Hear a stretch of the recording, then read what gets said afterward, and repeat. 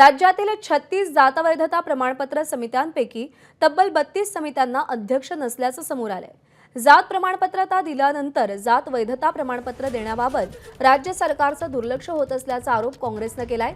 36 जात वैधता प्रमाणपत्र समित्यांवर मंजूर असलेल्या एकूण 360 पैकी तब्बल 132 पदं सध्या रिक्त असल्याचा दावा नितीन राऊत यांनी केलाय।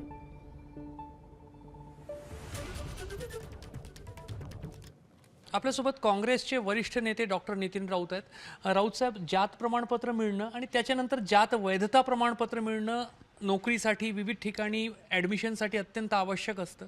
मात्र जात वैधता प्रमाणपत्रासाठीची जी समिती असते त्याचा कारभार जो आहे तो कुठेतरी अंधातरी सुरू आहे असं चित्र दिसतंय।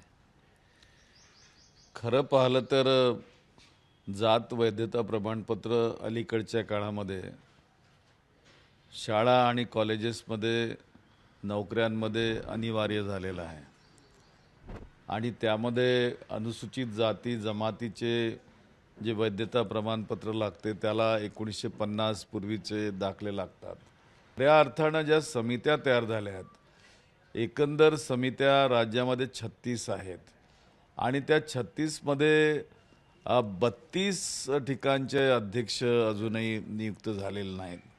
ही एक फार मोठी शोकांतिका या सरकारची आहे। तर यामध्ये जेवढे समित्या असतात तेवढेच पोलीस उपअधीक्षकांची पदं असतात, त्यामध्ये सुद्धा 22 पदं रिक्त आहेत।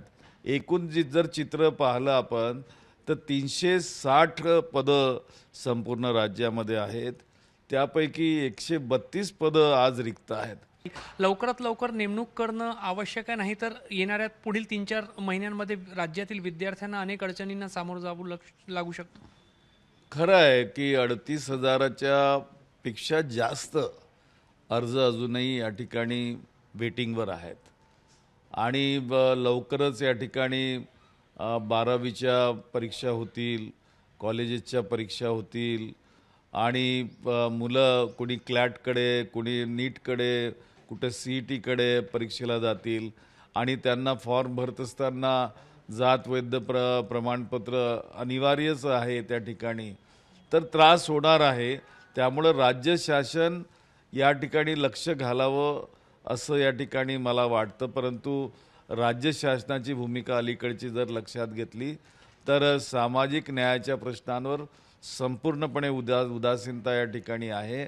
सामाजिक न्याय विभागाने याकडे त्वरित लक्ष घालावं अशी मागणी डॉक्टर नितीन राऊत यांच्याकडून होत आहे। कॅमेरामॅन अतुल हिरडेसह रजत वसिष्ठ, ABP माझा, नागपूर। ABP माझा, उघडा डोळे बघा नीट।